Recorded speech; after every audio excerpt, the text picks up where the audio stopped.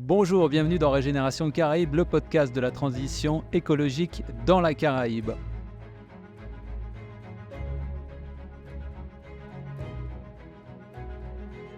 Aujourd'hui, émission spéciale hors série, puisque je ne reçois pas un invité, mais plusieurs invités, et parmi ces invités, il y a moi.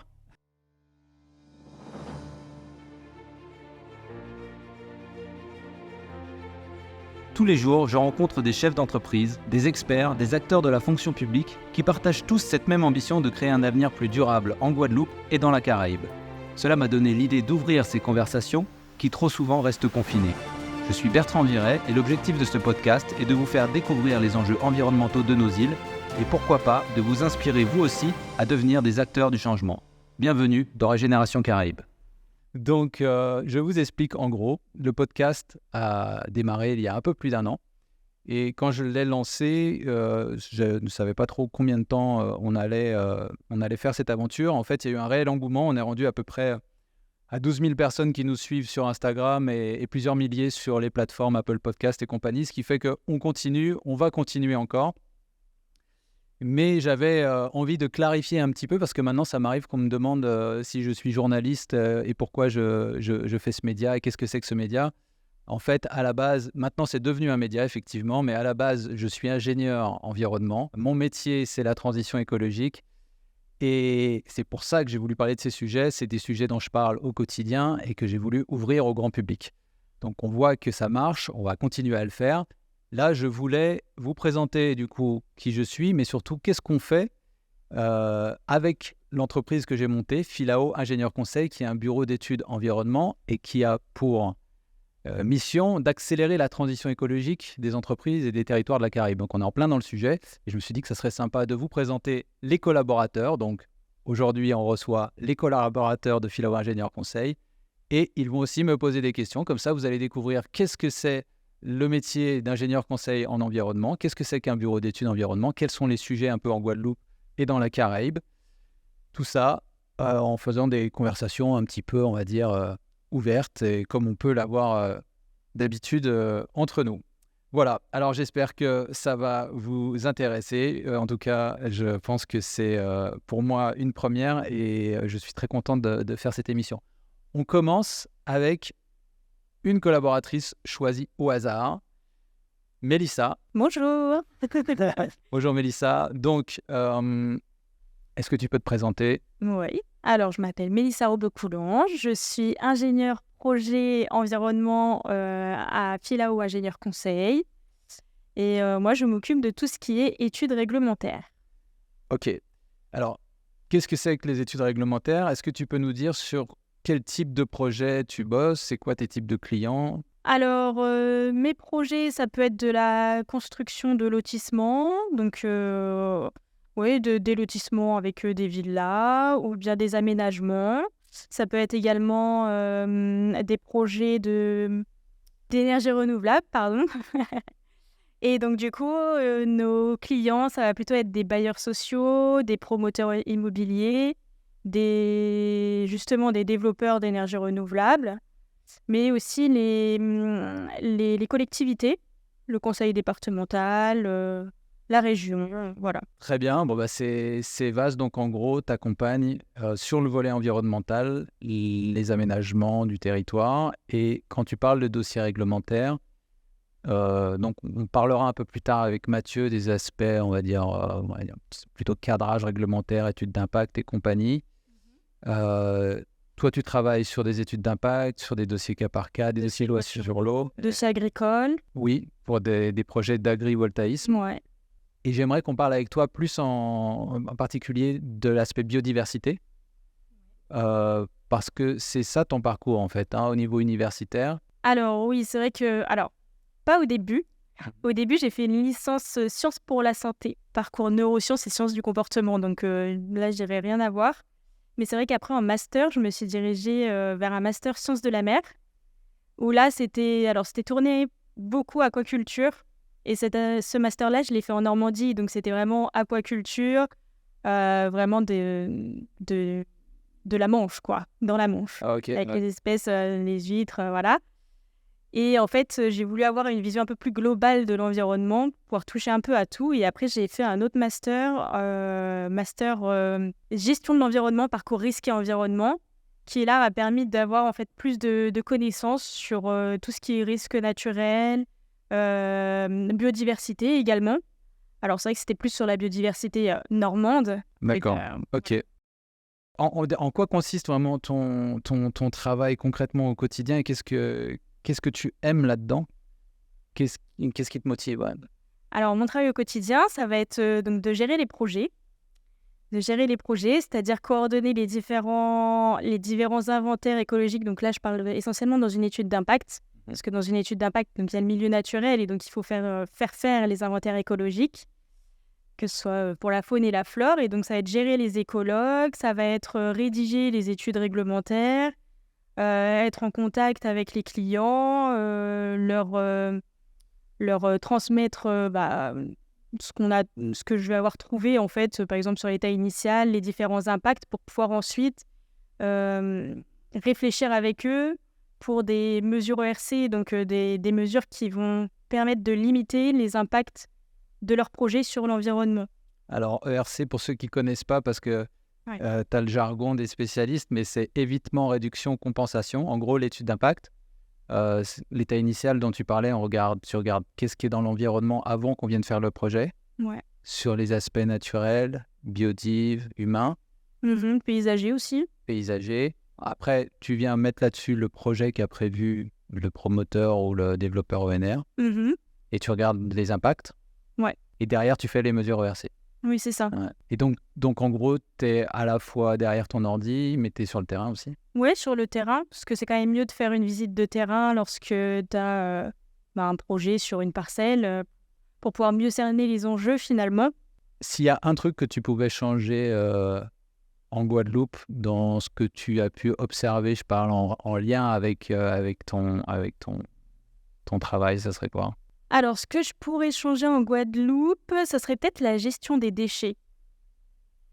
Alors, c'est vrai qu'après, ça, c'est pas vraiment mon domaine, mais lorsque je visite des terrains, je vois beaucoup de décharges sauvages. Et donc, peut-être mettre un dispositif, je sais pas, en tout cas, une façon de mieux gérer les décharges sauvages, parce que je remarque que, il y a des frigos un peu partout, des micro-ondes, dans des champs, en fait, qui sont pas spécialement facilement accessibles. Et les gens trouvent le moyen de jeter leur électroménager Ouais. dans ces champs-là. Donc, c'est Et parfois, ça mène des pollutions du sol aussi, ça peut être dangereux, quoi. Ça peut avoir un vrai impact. Ouais. Une autre dernière question avant que toi, tu me poses tes questions. Oui. Toi, tu es en partie d'origine guadeloupéenne, c'est-à-dire que tu as toute une partie de ta famille qui est ici. Oui, du côté de... Du côté de ton papa, tu as décidé de venir t'installer en Guadeloupe. Oui. Ça fait quoi? Un peu plus d'1 an, 2 ans? Ouais, bientôt 2 ans, là. Qu'est-ce que tu en retiens et est-ce que tu le referais? Alors, clairement, oui, je le referai. C'est pas du tout un choix que je regrette. Et en plus, le fait de travailler dans l'environnement, et de faire les études réglementaires, ça me permet aussi d'améliorer les choses d'un point de vue vraiment environnemental, hein. Sur les différents projets, voilà, le fait de mettre des mesures ERC en place, ça permet aussi de piloter un petit peu la façon dans laquelle le projet va se dérouler. Et donc, pour limiter certains aspects, diminuer des enjeux. Et donc, du coup, ne serait-ce qu'au niveau des déchets, comme je venais de dire là, je trouve que c'est vraiment un point à prendre en compte. Et donc, dans mes études d'impact, je peux mettre des mesures qui vont aller en ce sens, en fait. Et donc, je trouve ça vraiment intéressant. Donc, oui, non, je regrette pas du tout. Et en termes de biodiversité, tu as de quoi faire du coup, parce qu'ici, c'est quand même un hotspot, il y a énormément d'espèces, il y a énormément de... Ah oui, il y a énormément de flore, avec les différentes forêts qu'il peut y avoir, littoral, mésophylle, xérophile, enfin, il y a un bon paquet de choses à apprendre et voir. Ouais. Super. Bon, ben, ok. Très bien. Alors, la manière dont on a construit l'émission à la dernière minute, mais c'était qu'en fait, on se pose chacun nos questions. Et du coup, chacun a des questions à me poser et qui sont des surprises pour moi, en partie. Donc, je t'attends à ton tour de me poser Alors, des questions. moi, je voudrais savoir pourquoi tu as monté Philao Ingénieur Conseil et pourquoi ce nom d'ailleurs? Ah oui, ok, pourquoi le nom? Pourquoi j'ai monté? J'ai monté Philao il y a 3 ans. Ça fait 10 ans que j'étais en Guadeloupe et je travaillais dans un bureau d'études environnement. J'avais envie d'aller un peu plus loin sur certains sujets, de prendre plus de risques, notamment sur des sujets innovants, dans par exemple l'assainissement des eaux. Euh, Faire des sujets, travailler sur des thématiques innovantes, ça demande de prendre des risques. Et pour ça, si le chef d'entreprise n'est pas forcément aligné avec ça, voilà. J'ai eu une opportunité de me lancer et j'ai commencé tout seul avec un client. Et puis, en 3 ans, ben, voilà, on est rendu maintenant une équipe de 8 quasiment. Et voilà, c'était essentiellement pour pouvoir innover et avoir plus les mains libres sur les sujets sur lesquels on travaillait. D'accord. Ok. Et tout à l'heure, tu m'as dit que donc, le but de Philao Ingénieur Conseil était d'accélérer la transition écologique. Mais alors, en quoi les missions qu'on fait à Philao vont en ce sens? Alors, c'est une très bonne question. Effectivement, l'idée d'accélérer, c'est d'essayer d'être tout le temps proactif. Ça fait partie des raisons pour lesquelles j'ai lancé Philao. En fait, le métier, n'importe quel métier, on peut le faire en cochant des cases, ou bien on peut essayer à chaque fois de se poser la question, qu'est-ce que je peux faire en plus? Et l'objectif de Philao, c'est de se dire, OK, si on nous missionne, il faut que les clients se disent, OK, s'ils n'avaient pas été là, ça serait allé moins loin. Par exemple, on a des missions d'assistance à maîtrise d'ouvrage dans lesquelles on assiste des développeurs immobiliers ou des producteurs d'énergie renouvelable. Et l'idée, c'est de toujours se poser la question de se dire, OK, voilà le strict nécessaire à faire, par exemple, pour avoir une étude d'impact, pour que réglementairement, ça passe dans les clous. Mais c'est de se dire, OK, qu'est-ce qu'à ça, on pourrait apporter en plus? Par exemple, sur des projets d'aménagement, on va se dire, OK, nous, on sait faire de la gestion des eaux pluviales avec des végétaux plutôt qu'avec du béton, pour faire simple. Idem pour les eaux usées. Donc, c'est de proposer, alors que ce n'est pas forcément notre casquette initiale, aux clients de se dire, mais est-ce que, tiens, ça t'intéresserait d'aller plus loin? Et là, à ce moment-là, on va aller faire ça. Et une fois qu'on le fait, c'est aussi d'aller loin en se disant, mais est-ce qu'on ne pourrait pas aussi réutiliser des matériaux là-dedans? Est-ce qu'on ne pourrait pas mettre aussi une clause d'insertion pour que des gens localement viennent travailler en insertion sur la mise en œuvre de ces choses-là? Donc, le fait de l'accélérer, c'est d'essayer d'être proactif à chaque fois dans les projets qu'on nous confie pour que les choses soient plus axées vers la transition. Ça, c'est un volet. Et l'autre volet qu'on est en train de mettre en place, c'est d'essayer de se positionner sur des appels à projets qui sont européens ou qui sont de plus large envergure, de recherche et d'innovation. On l'a fait un peu avec SICOA Action Logement sur l'impact de la climatisation dans les logements sociaux. Mais ça, c'est des enveloppes, c'est des fonds qui sont peu utilisés en Guadeloupe et sur lesquels on peut se positionner pour aller faire de la recherche et du développement pour mettre en place des nouvelles façons d'agir. D'accord. Réponse très intéressante. Et Philao, je ne t'ai pas donné Oui. le Philao, en fait, quand j'ai commencé l'entreprise, en fait, l'opportunité dont je te parlais tout à l'heure, c'est que j'avais démissionné de mon travail et finalement, le nouveau poste que j'avais décidé de prendre s'avérait être un faux plan complet. Et j'ai réalisé ça 2 semaines avant de lâcher mon travail. Donc, je me suis retrouvé les pieds dans le vide. Donc, j'ai commencé sur un premier contrat qu'un client a bien voulu me donner et de fil en aiguille, j'ai lancé Philao. Mais du coup, j'ai tout de suite voulu commencer en entreprise et il me fallait un nom. Et donc, j'ai dû trouver ce nom très rapidement, en quelques jours. Oui, parce que c'est un arbre ici. Et c'est un arbre. Et en fait, je voulais un arbre parce que j'aime bien l'ingénierie. Et, pour moi, la nature est une source d'inspiration dans l'ingénierie, super importante. Il y a beaucoup de toutes les solutions viennent de la nature, de l'observation de la nature finalement. En regardant comment les choses fonctionnent, il y a beaucoup de solutions qui viennent. Donc, je voulais que ça soit un arbre. Et je cherchais, et je voulais que ça soit simple comme nom. Et il y a le Philao qui m'est venu. Et quand je suis allé chercher un peu sur le Philao ce que c'était, déjà, il y a les chansons qu'on connaît ici en Guadeloupe, traditionnelles, qu'on entend au chanter Noël ou dans des léos, des fois sur le Philao. Donc, je trouvais ça sympa. Et puis, c'est un arbre qui a plein de qualités, qui a plein de caractéristiques qui nous ressemblent en fait. C'est un arbre qui est très résilient, qui se casse pas, qui plie mais qui se casse pas. C'est un arbre qui régénère les sols. Donc régénération Caraïbe, c'est aussi dans cette même idée, c'est-à-dire qu'il va capter l'azote de l'oxygène pour le ramener dans le sol, quand la plupart des autres plantes captent l'azote du sol pour le rebalancer dans l'oxygène ou l'assimiler. Donc je me suis dit, allez go, c'est parti, Philao, c'est simple, c'est beau, c'est un arbre d'ici Ok, et voilà, c'est comme ça que ça a commencé. très belle histoire. Ok. Cool. Écoute, Mélissa, est-ce que tu avais d'autres points à soulever?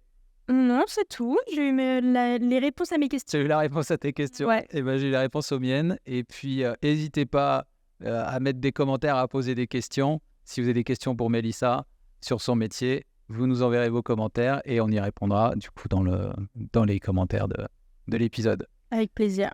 Yes. Merci Mélissa. On va recevoir maintenant Mathieu. Ok, super. Donc, on reçoit maintenant Mathieu, le prochain invité.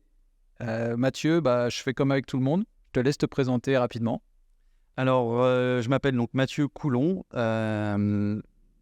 Je suis issu d'une formation universitaire en écologie de sens large, spécialisée dans les impacts anthropiques, donc des activités humaines, en lien avec les problématiques de préservation et de conservation de l'écologie en général, donc de tous les environnements. J'ai travaillé dans diverses structures pour des laboratoires de style INRA ou CEMAGREF à l'époque, donc IRSTEA maintenant, donc sur des problématiques beaucoup liées à l'écologie du paysage et aussi dans des bureaux d'études spécialisés dans les études d'impact et tous les dossiers réglementaires en lien avec les projets d'aménagement. Super. Et alors, chez Philao, quel est ton poste et quelles sont tes responsabilités? Alors, chez Philao, j'ai le poste de responsable des études environnementales du département biodiversité et études réglementaires.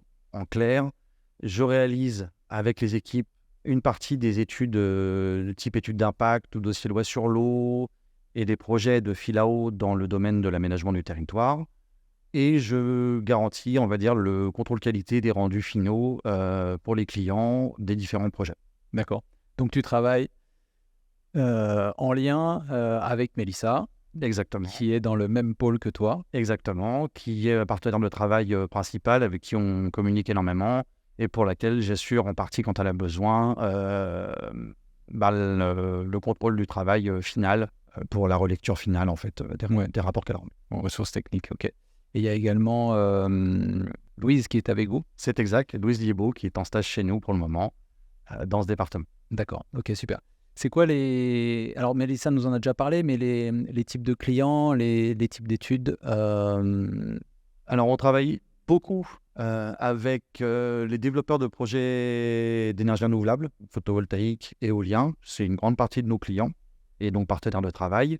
On travaille aussi beaucoup avec les aménageurs sociaux ou même les aménageurs tout court. Donc, on a beaucoup de partenariats avec des architectes, avec des bureaux VRD pour notamment tous les dossiers loi sur l'eau, mais pas que. On voit aussi des projets qui tombent sur des problématiques agricoles, donc du développement de projets sur des parcelles agricoles, des choses comme ça. Donc, tout ce qui va être dossier agricole et ce que j'appelle moi les dossiers annexes. Donc, les dérogations espèces protégées quand il y en a besoin, les demandes de défrichement, enfin tout ce qui va se rajouter, on va dire, à un projet de départ, un aménagement sur une parcelle, et on se rend compte que au fur et à mesure de l'évolution, il y a certaines demandes qui doivent être faites en plus. Ouais. Tout ça, ça fait partie du champ de travail. Donc ça, c'est avec, évidemment, le VRD, avec l'Archi. Et puis, on a aussi toute une partie de nos travaux qui sont à destination de l'État, au sens large, donc ce soit le département, ce soit les collectivités territoriales pour lesquelles on va ponctuellement ou de façon plus globale accompagner sur leurs projets, que ce soit des projets de conservation ou de gestion, ou bien même des études d'impact au sens propre du terme. D'accord. Et donc, en fait, là, dans tout ce que tu disais, il y a quelque chose d'un peu transversal qui est aussi l'accompagnement du client, c'est-à-dire que des fois... puis ça, c'est aussi ton rôle, c'est-à-dire que des fois, le client arrive et il ne sait pas forcément exactement ce à quoi son projet va être soumis. Des fois, il va nous demander par exemple une étude d'impact en nous disant bon, bah, moi je veux construire un champ photovoltaïque à tel endroit. Et toi, ton rôle, en fait, c'est chez Philao, on a toujours le rôle de conseil qu'on met en avant. Et donc tu vas aussi conseiller parfois. C'est exact. C'est là qu'on a un accompagnement qui est aussi dans le but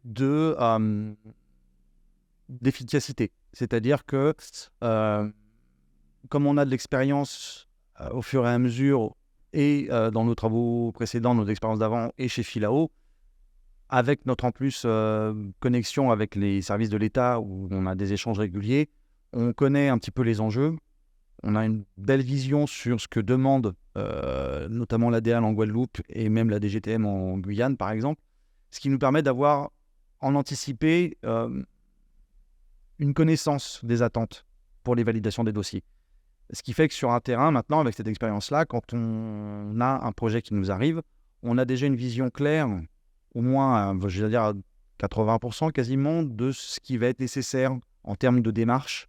Alors évidemment, c'est toujours à affiner en fonction de certaines particularités, bien sûr, mais ça nous donne un pouvoir, on va dire, une connaissance profonde pour anticiper les problèmes et donc, dès le départ, orienter vers le maximum de réussite finale du projet. Donc ça nous permet de conseiller sur les démarches à suivre, ça nous permet aussi de, quand il y a vraiment nécessité, de faire comprendre au client que le projet va avoir du mal à être validé tel quel, qu'il faut le reprendre, s'il y a vraiment des problématiques très lourdes que l'on connaît sur le terrain, etc., pour éviter en fait de lancer toutes des démarches, alors qu'on sait qu'au final, les enjeux sont trop importants sur cette zone-là et qu'il vaut mieux, par exemple, viser un terrain qui est juste à côté ou alors réduire, donc que ce soit que sur une partie de la parcelle visée et pas toute la parcelle. C'est-à-dire qu'en fait, on a tellement de travail aux Antilles et Guyane sur... les questions environnementales deviennent de plus en plus importantes. Et en fait, on est toujours mieux d'aller travailler sur des choses qu'on sait qui vont être utiles, efficaces, qui vont arriver à terme, plutôt que de faire des études pour des études. Donc, c'est vraiment quelque chose qu'on veut éviter à tout prix. C'est ça. Et puis, c'est la vision, moi, ce que j'appelle le parallèle entre la vision court-termiste et la vision long terme. L'environnement, ça nécessite une vision à moyen, voire long terme. Il faut réfléchir, non pas à juste ces 3 mois et le petit projet qui tombe, qui permet de signer un document qui ne va pas être accepté 6 mois plus tard par l'ADL, ou qui va faire que le projet va être toqué. Le principe, c'est d'avoir une vision plus globale. L'environnement, c'est un domaine qui nécessite d'avoir cette multi-échelle de réflexion. Et donc, visualiser les choses en même temps, ok, on voit sur le long terme, on voit sur la connaissance que l'on a de ce qui va démarrer et de ce qui va finir à la fin dans les services de l'État, pour éviter en fait de perdre du temps inutilement, de perdre des ressources inutilement, et en même temps d'essayer de défendre des projets qui, eux, ne sont pas défendables dans l'État d'un point de vue environnemental. Il y a une certaine forme de conscience, et donc le but qui, pour moi, a toujours été le but que j'ai cherché dans mon travail et ici chez Philao, ça a été de réussir à concilier les enjeux économiques, les enjeux de développement du territoire, les enjeux environnementaux d'un point de vue énergétique, d'un point de vue agricole, etc., l'habitat, et de les faire coïncider avec une préservation de l'environnement global, de l'écologie et des écosystèmes. C'est-à-dire de réussir à les faire cohabiter, ce qui est un vrai challenge, mais très motivant, parce que ça permet si ça réussit, de combiner l'habitat et les usages à la préservation, et donc d'intégrer le tout dans un quotidien ensuite. Mais je pense toujours à la population, aux usages qu'il va y avoir derrière une fois que c'est fait. Quelque chose que j'ai pris conscience dès le départ quand j'ai commencé à étudier dans ce domaine-là, c'est ce que j'ai appelé les problématiques de sanctuarisation, où plus on éloigne la nature du quotidien des gens, et plus ça devient un concept abstrait. Moi j'appelle ça le concept zoo, c'est-à-dire que ça devient un truc enfermé dans un lieu, on va le voir de temps en temps, mais le reste du temps, ça ne nous concerne pas. Or, j'ai toujours cette conviction personnelle que pour que l'environnement et l'écologie soient partie prenante de la vie de tout le monde, il faut qu'on la voit au quotidien. C'est parce qu'on voit les milieux naturels en sortant de chez soi qu'on en prend conscience, qu'on a envie de les défendre, et en même temps, on peut être dans un usage, on va dire, anthropique, production alimentaire, production d'énergie, habitat, et en même temps, regarder des espaces de vie écologique. Exact. Une haie, une pelouse, c'est un habitat pour certaines espèces. C'est clair. Et en fait, c'est ça qui est intéressant aussi, c'est ce qu'on veut faire là, c'est ce qu'on fait dans l'entreprise, c'est-à-dire qu'après ça, au niveau de tes études d'impact, tu peux préconiser des mesures de préservation, mais aussi de j'allais dire de régénération, mais de repopulation avec des nouveaux arbres, des nouvelles haies, et de recréer des milieux naturels dans des endroits qui étaient des fois anthropisés. On voit ça des fois sur des anciennes carrières photovoltaïques où on va pouvoir replanter, Par exemple, ou même des anciens champs de canne sur lesquels il y aura un développement. Bon, peut-être voir comment mettre une mare, comment... c'est ce qu'on appelle les principes de restauration, renaturation écologique qui sont souvent en plus intéressants sur le long terme puisqu'ils rendent, on va dire, des services, entre guillemets, à la population. Je pense notamment aux gestions des phénomènes de crue ou d'étillage. Une zone humide, c'est une zone tampon. Donc, ça absorbe les excédents quand il y a des crues et ça les relâche quand il y a des sécheresses. Donc, ça permet de décréter les phénomènes extrêmes et donc de limiter les phénomènes de crue, ce qui fait que ça évite tous les problèmes d'inondation et de destruction. Et puis, de diminuer aussi les problèmes de sécheresse. Donc, il maintient un filet d'eau plus important tout au long de l'année. Ouais. C'est un service écosystémique qui, à long terme, est très intéressant. Donc, restaurer des zones humides, finalement, remettre des mares, par exemple, ça apporte à l'activité humaine derrière et à la population des services qui évitent, en fait, de gérer des problèmes extrêmement graves plus tard, en fait. Ouais, complètement. Et donc, ça fera le pont avec Jaïma qu'on va voir après. C'est-à-dire qu'on a un autre département qui est cette fois-ci les aménagements et bâtiments durables, dans lesquels on est aussi à côté des maîtres d'ouvrage pour mettre en place ce genre de mesures d'intégration de la biodiversité, de la gestion durable des eaux pluviales ou autres dans leurs aménagements, quoi. Donc, c'est du coup des discussions qu'on a en interne qui sont intéressantes parce qu'on a le point de vue développeur construction, on a le point de vue préservation des écosystèmes dans lequel vous êtes, et puis les interactions avec ça. Bien sûr, parce que de toutes les façons, pour que ça fonctionne, il faut que tous les enjeux puissent cohabiter. Donc, moi, j'ai toujours vu ça comme étant une sorte de multiparamètre sur lequel il faut monter ou descendre des curseurs. Le but étant de toujours rester au-dessus de la valeur minimale de non-réalisation du projet et en dessous de la valeur seuil de là, c'est un dégât ou c'est un impact trop fort. Donc, c'est vraiment une question d'équilibre. C'est un jeu d'équilibre entre les différents paramètres et ça concerne également tous les paramètres économiques, sociaux, qui sont en fait à prendre en considération. Ouais, ok. Super.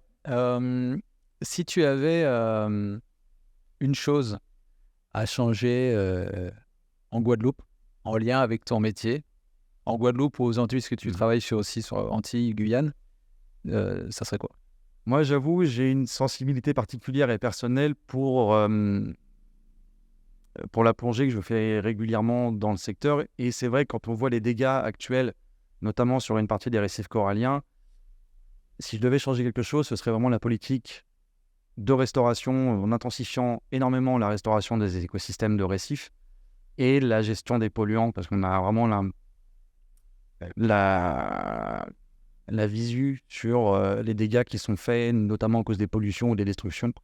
Et donc, vraiment accentuer encore plus cette restauration-là, parce que c'est une richesse de biodiversité, et puis c'est une richesse de vie, de pouvoir voir ces milieux qui sont extrêmement variés, extrêmement diversifiés, voilà.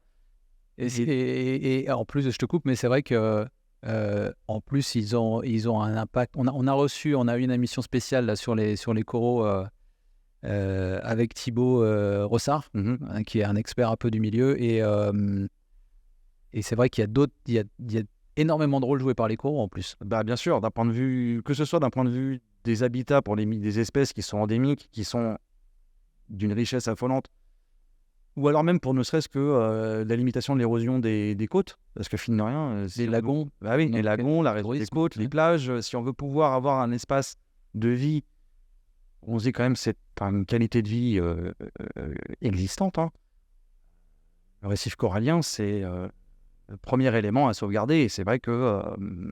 et ça implique beaucoup de choses, les stations d'épuration qui rejettent. Exactement. Il faut bien comprendre que le milieu marin, c'est celui qui récupère tout ce qui se passe sur Terre. Donc, puis pas pour juste 6 mois, pour les années suivantes. Exactement. Ok, très bien. Alors, on a fait le tour des questions. Maintenant, c'est à ton tour de me poser tes questions. Alors, moi, ce que je voulais un petit peu connaître de toi, ce serait ton parcours de vie personnelle. Alors, parcours de vie personnelle, la vie personnelle, elle a été multiple. Grosso modo, moi, j'ai étudié en France, j'ai français. J'ai fait une grande école d'ingénieur à Lyon. Et suite à ça, j'avais pas envie de travailler dans l'industrie chez Michelin ou autre. À l'époque, il n'y avait pas vraiment de filière environnementale. J'ai été diplômé en 2001. C'était l'école centrale Lyon. Il y avait tout un réseau des anciens qui nous proposait d'aller bosser chez PSA, chez Airbus ou compagnie, et de tout de suite avoir des postes un petit peu de gestion et de direction. Moi, ça ne m'intéressait pas et je voulais faire quelque chose d'utile. Et j'ai trouvé au Canada, à Montréal, un master en développement durable et génie civil. C'était un peu le seul truc. Alors, à Centrale, il y avait quand même eu la dernière année où c'était la première année où ils ouvraient une branche environnement. Mais on était, je crois, 12, tu vois, ou même pas. Et les profs ne savaient pas trop quoi nous enseigner. Donc, on a appris un peu la chimie des polluants, ces trucs-là. Je suis parti à Montréal et je suis resté 15 ans là-bas.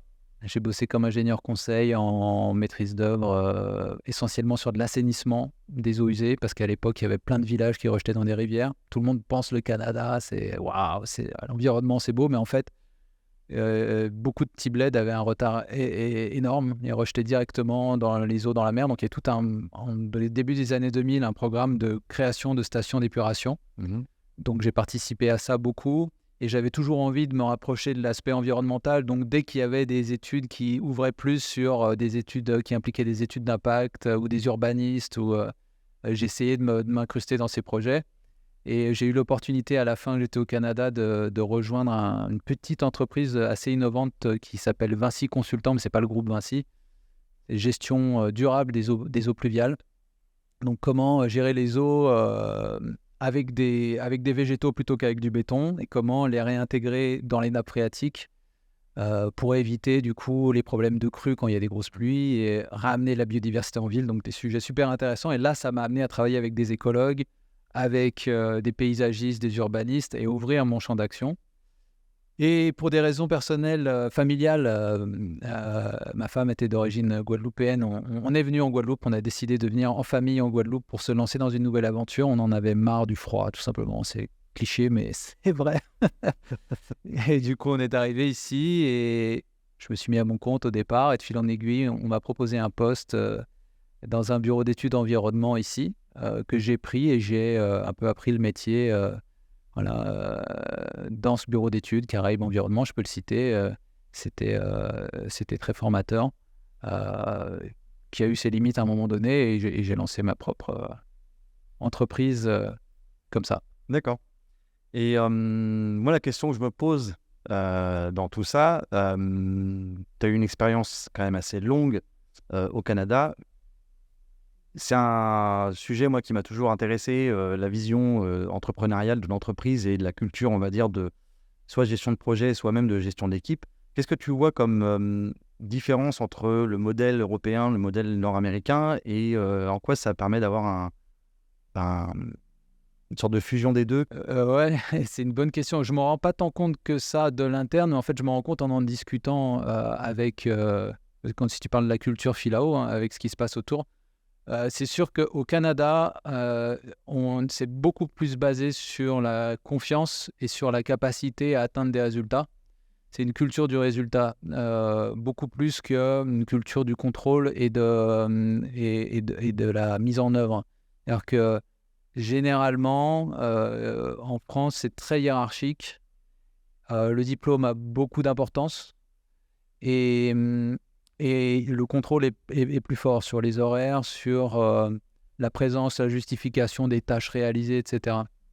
Au Canada, en gros, c'est la culture nord-américaine, c'est de te dire, bon, ben voilà, on veut arriver là, tu te démerdes, on te donne les outils dont tu as besoin, tu fais signe si tu ne comprends pas, tu fais signe si tu as besoin de ressources extérieures. Nous, notre rôle, c'est de mettre les ressources à ta disposition, et toi, ton rôle, c'est d'atteindre l'objectif, le résultat dans les temps, et voilà. Et donc, c'est sûr que moi, cette culture-là, j'ai vécu dedans pendant 15 ans. Aussi une culture de on s'en fout de ton diplôme, qu'est-ce que tu es capable de faire? Si tu es dégourdi, bah, vas-y, go. Et puis, toutes les pistes sont ouvertes. Et aussi une ouverture sur... l'idée, c'est que... Alors moi, comment j'ai synthétisé tout ça? Parce que c'est vrai que quand je suis arrivé en France, du coup, ça m'a... En Guadeloupe, parce que j'avais jamais travaillé en France. J'ai pris un double rétropédalage à la fois sur l'aspect salaire, parce que j'avais quand même gravi quelques étapes au Canada, mais aussi sur le système de management à la française. Ça m'a saoulé, hein, clairement. Ça m'a saoulé, mais en même temps, bon, il faut faire ses pompes, hein, on m'a dit.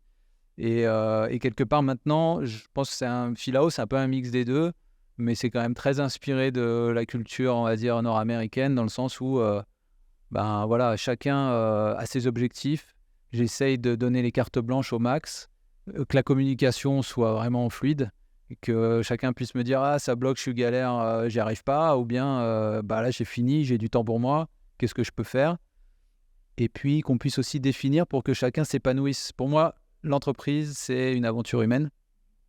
Et il faut que chacun vive une belle aventure humaine dans l'entreprise. Sinon, elle n'a pas lieu d'être. Pour moi, le but de l'entreprise, c'est pas juste de faire des missions et puis de signer des contrats et de faire du chiffre d'affaires. C'est de grandir avec les gens qui la composent, et puis aussi de faire grandir les gens qui nous entourent, nos clients, les prestataires externes, etc.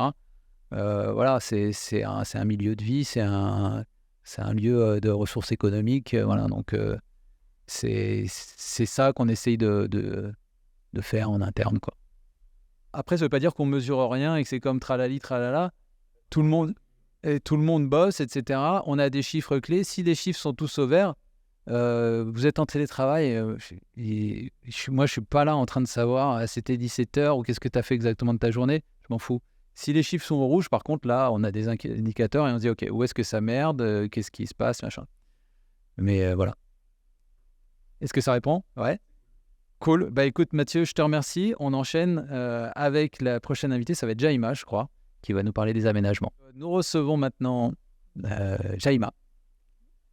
Jaïma qui est dans le pôle aménagement durable, et ça fait le lien avec Mélissa et Mathieu qu'on a vu avant, qui sont eux sur les ressources naturelles, la préservation des milieux, les études d'impact. Toi, tu es en aménagement et bâtiment durable. Je te laisse te présenter. Vas-y. Alors bonjour, Jaïma Ragounandan. Je suis donc chargée de projet en bâtiment aménagement durable. Donc qu'est-ce qui s'y fait dans ce pôle ? Eh bien, on travaille sur tout ce qui est certification haute qualité environnementale pour les bâtiments et les quartiers. Donc là, on va s'occuper de faire le suivi sur toutes les phases du chantier pour après avoir une certification HQE. On s'occupe également de tout ce qui est maîtrise d'œuvre sur des sujets d'assainissement des eaux usées et également des eaux pluviales. Donc, on fait la gestion durable de ces deux types d'eau. Et ensuite, on va s'occuper également de tout ce qui est diagnostic PEMD. Donc là, ça concerne les produits, équipements, matériaux, déchets du bâtiment. Exact. Ça, c'est un sujet qui est super d'actualité. C'est une nouvelle filière qui s'est développée, de la récupération de tout ce qui sort du bâtiment. Exact. Donc, en fait, à travers toutes ces missions, toi, tu développes une expertise vraiment sur comment construire ou déconstruire de façon durable, que ce soit à l'échelle du bâtiment ou que ce soit à l'échelle du quartier. C'est ça. C'est ça ? Oui. Donc là, c'est vrai qu'on a un panel assez large, de l'échelle du bâtiment jusqu'au quartier. Donc, on peut travailler sur ces différentes échelles, on va dire, en prenant en considération donc, l'environnement, la durabilité à travers ces deux types, j'ai envie de dire, d'échelles, quoi. Yes. Et quels sont les types de clients, en fait, que tu accompagnes Les types de clients, ça sera principalement les bailleurs sociaux qui ont des lotissements, des résidences, par exemple, où ils auront une STEP ou un autre type de traitement. Station de traitement. Voilà, pour les eaux usées. Donc, ils vont nous solliciter pour les accompagner dans la réhabilitation, la construction d'un nouveau système de traitement. On a aussi des industriels, on n'en a pas énormément pour l'instant en industriel, mais on en a quand même pour certains projets. Ouais, d'accord. Et alors, concrètement, ton travail, parce que je pense aux jeunes qui nous écoutent, qui se disent, tiens, l'environnement, ça bouge, il y a plein de choses à faire. Ça consiste en quoi ? Ça consiste en quoi? Tu es au Euh, bureau, tu es sur le chantier, tu vois des clients, tu es en réunion, qu'est-ce que tu fais des calculs, tu fais... Oui, c'est un peu de tout ça, hein. C'est un bureau d'études déjà, donc bureau d'études, donc on fait des études. Dans le cadre de moi, mes missions, les études, ça va se traduire par différentes phases d'un projet. Donc, je ne vais pas rentrer dans les détails, mais pour un chantier, par exemple, il y a la phase APS, APD, Pro, etc. Donc, là, ce sera plus des études qu'on va faire, des pièces écrites. Conception, calcul, Conception. dimension, Exactement. cahier des charges. Voilà, tout ça, donc c'est de l'écrit, c'est l'ordinateur. Ouais. Mais aussi, il y a la phase travaux, chantier, où là, ce sera plus donc sur le terrain, Ouais. à suivre donc les travaux, faire la coordination de chantier, vérifier la coordination en fait entre ce qui a été demandé et ce qui se fait vraiment avec les entreprises. Donc, on a vraiment ce rôle de suivi également. Grosso modo, c'est ça. Donc, on va dire que ça dépend des projets, mais on va dire c'est 70-80 au bureau et puis 20%, voilà, c'est ça. Ça dépend de la phase du projet, du type de projet, mais on varie entre les deux. Ouais.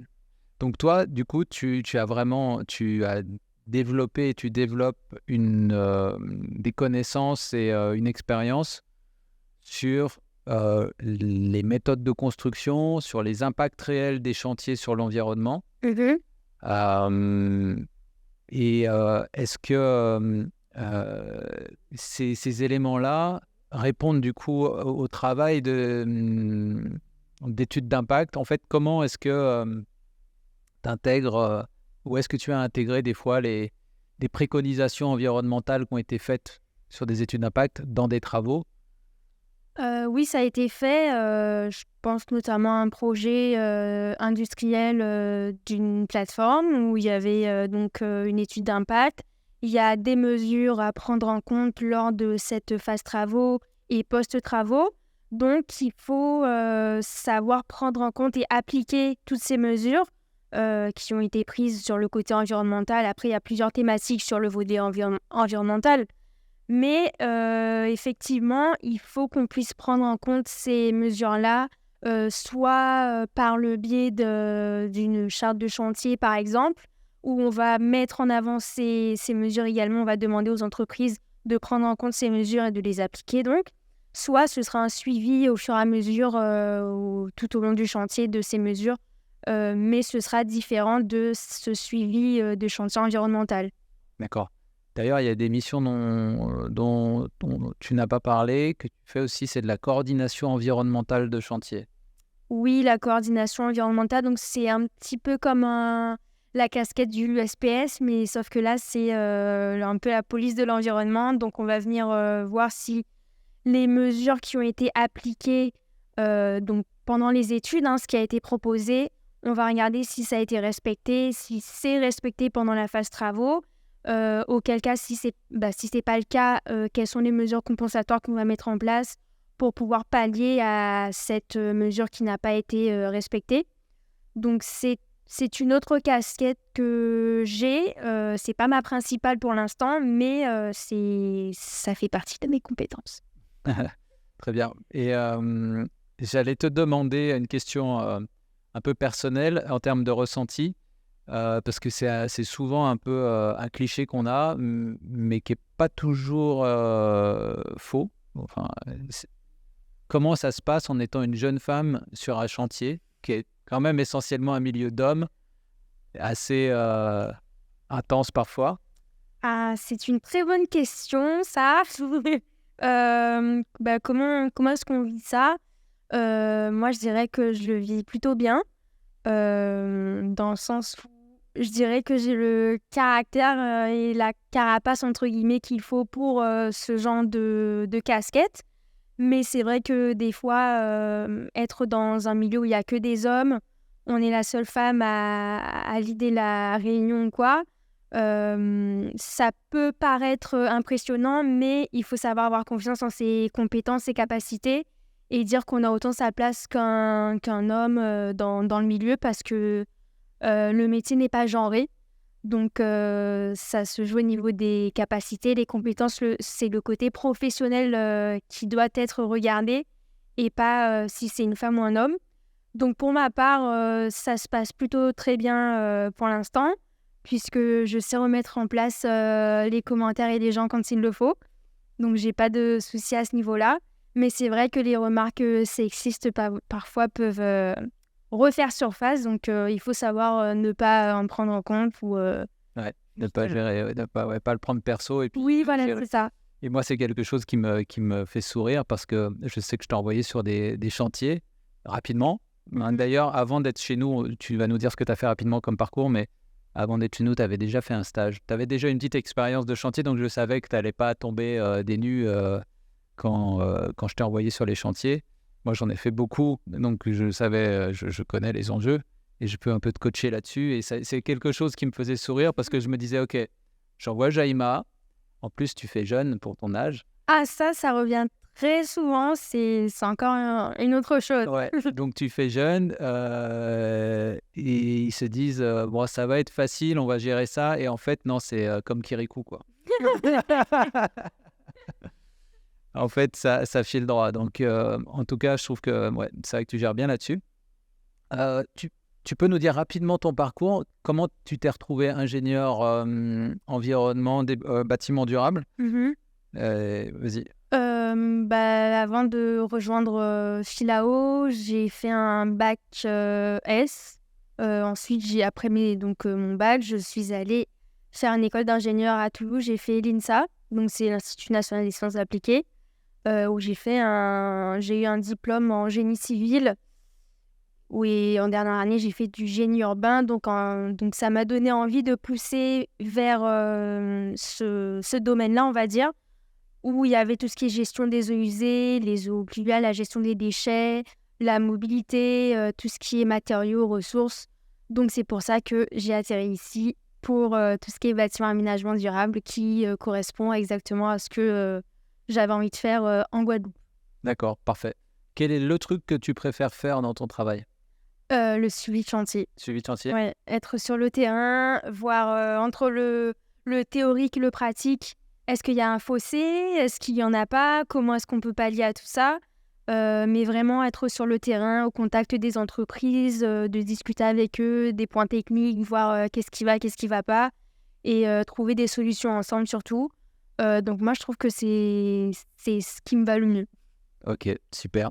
Si Alors, juste une petite question supplémentaire que je n'avais pas prévue, mais qu'est-ce qui t'a fait rentrer en Guadeloupe? Parce que toi, tu as grandi là, tu es parti étudier en métropole, tu aurais pu prendre des opportunités là-bas, ça ne devait pas manquer. Qu'est-ce qui t'a fait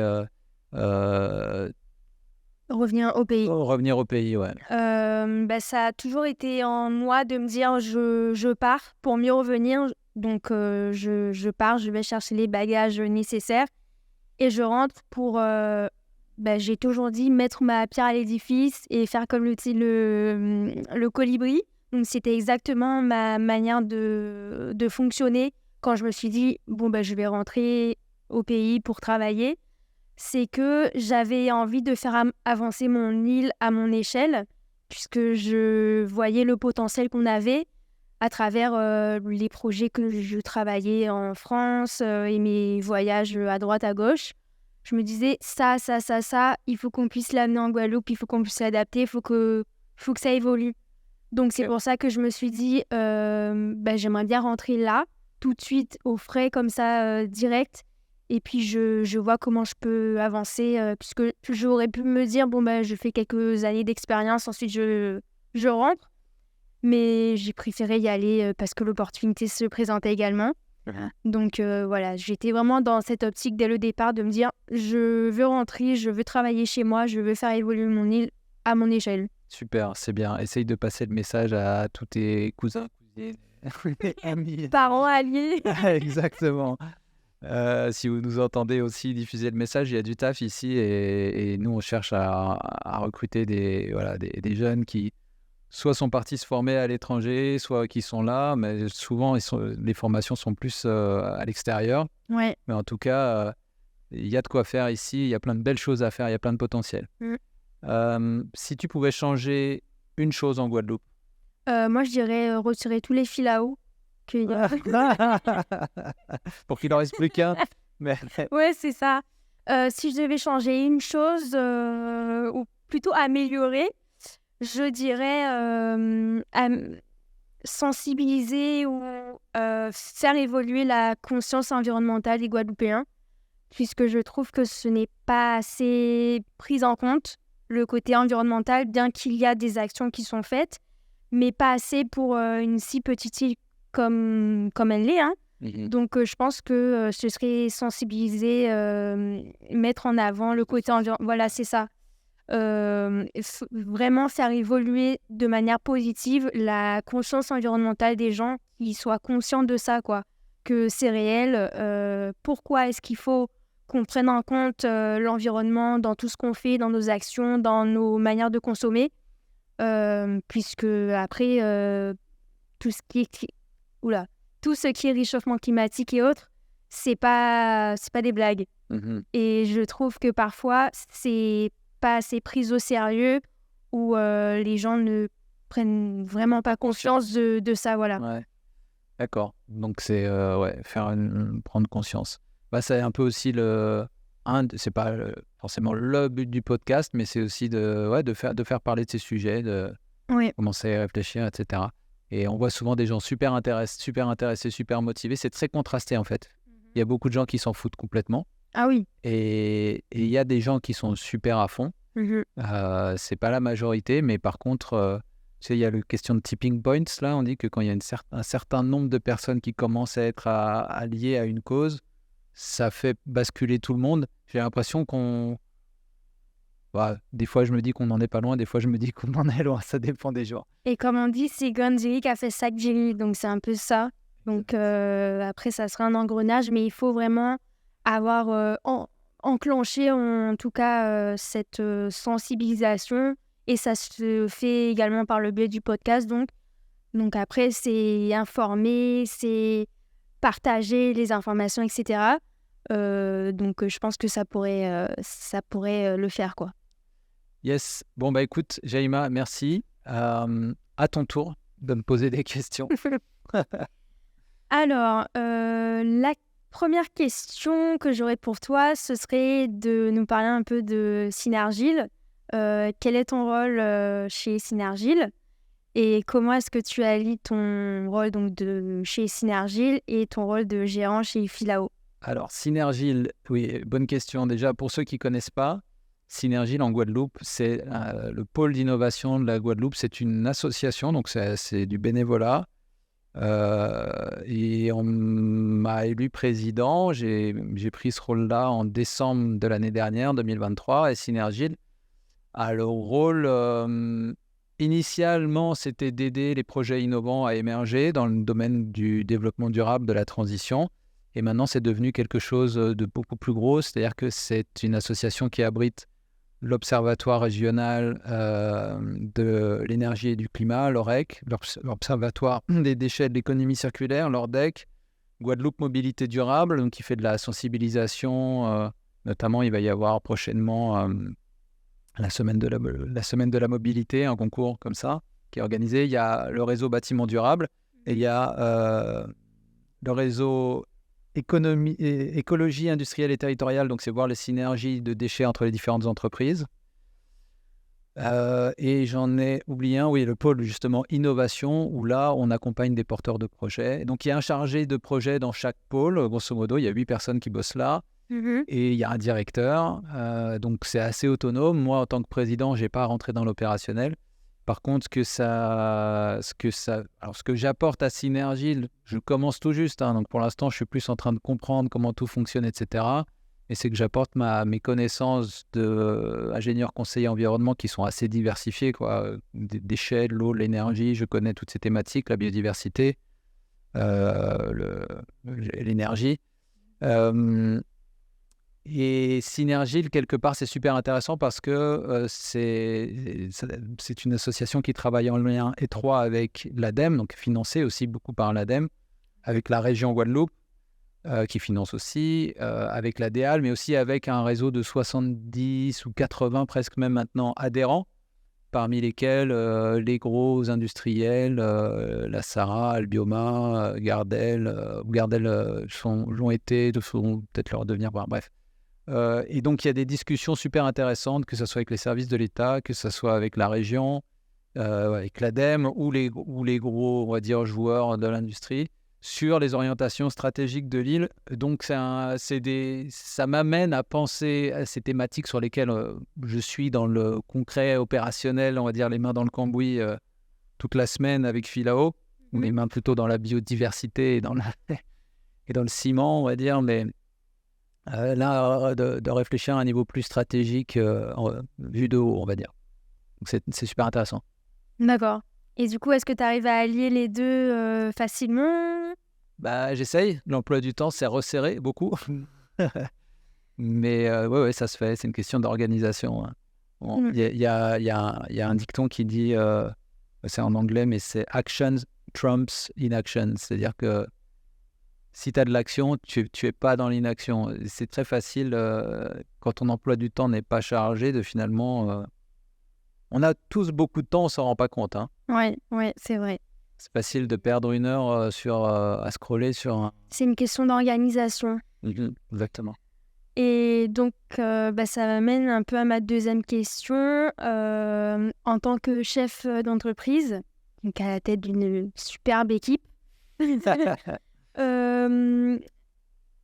est-ce que tu gères l'échec? Je voudrais savoir. Je ne connais pas l'échec. Oh là là là là. Attention, il commence à reconnaître là. L'échec. Alors, j'ai connu beaucoup d'échecs. Avec cette entreprise, pour l'instant, pas vraiment. Touchons du bois. Touchons du bois. Des adversités, des coups durs, ouais. Ouais. L'échec, de manière générale, c'est quelque chose, c'est un peu cliché pour ceux qui suivent des entrepreneurs ou quoi, mais souvent on entend ça, mais en fait on nous éduque à l'école pour ne pas faire d'erreurs et se tromper. Tu t'es trompé, tu as 5 sur 20. Ouais. Et du coup on assimile l'erreur à je suis nul ou je suis pas fait pour ça, donc remise en question, machin. En fait, on marche tous parce qu'on a appris à marcher en tombant, quoi, plein de fois. Et j'aime bien, il y a une phrase de Mike Tyson qui dit pour gagner un combat, c'est pas... Bien sûr, il faut frapper fort, mais c'est surtout ta capacité à prendre les coups. Donc, à la limite, quelqu'un qui est capable de prendre des coups indéfiniment, en face, le gars va s'épuiser et il aura juste à lui mettre une tape et il va gagner. Donc, ouais, l'échec, il faut vivre avec l'échec. Et même, j'entends même des fois des gens, des amis entrepreneurs ou quoi, qui me disent, moi j'ai appris à aimer l'échec, c'est-à-dire que j'y vais et j'attends à voir limite que ça me revienne comme un râteau dans la tête pour me dire, ok, mais je suis encore là, tu vois. Ouais, je vois. Donc il faut pas du tout en avoir peur, et c'est un message à tous ceux qui se lancent, parce qu'on bosse aussi avec beaucoup de jeunes entrepreneurs qui ont un projet, ou des entreprises qui sont là, qui veulent se lancer sur un autre secteur d'activité. Alors, généralement, les chefs d'entreprise ont déjà cette attitude, mais les jeunes qui se lancent, ils souvent ont peur de se planter. Mais allez-y, de toute façon, vous n'allez pas mourir.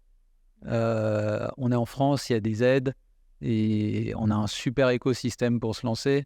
Donc, il ne faut pas avoir peur de se planter. Et par contre, ce qui est important, c'est de ne pas faire 2 fois les mêmes erreurs.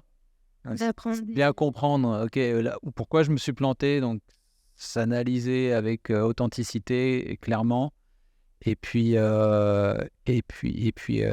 du coup, grandir de ce qu'on a appris, quoi. Grandir de nos erreurs et éviter de refaire les mêmes. Exactement, ouais. Très bien. Et voilà, et ça s'applique à tout ce qu'on fait. Hein. Ouais. Dans le perso comme le professionnel, après c'est un état d'esprit aussi, sa gestion de l'échec et sa définition. Mais comme tu dis, le plus important, c'est de se relever après et de voir... comment est-ce qu'on avance après un échec? Ouais, il faut oser. De toute façon, il faut vous dire que 9 fois sur 10, vous allez vous planter à la première chose que vous allez faire pour la première fois. Ça va pas être super, ça va pas être 100% bien, mais voilà. Ouais. Ok, c'est bon. T'avais d'autres questions? Non. Eh ben, super. Moi non plus. Au pire, je te les poserai plus tard. Hein, ouais. Ok, merci Jaïma. Merci à toi. Et puis on va enchaîner Ok. avec Thomas. Très bien, alors on enchaîne avec Thomas, qui est notre ingénieur d'études sur tout ce qui est faisabilité, études de faisabilité technico-économique. Salut Thomas. Salut. Alors je te laisse te présenter rapidement. Donc moi, je suis chargé de projet entreprise durable. Donc comme tu l'as dit, je fais des études préliminaires pour les projets.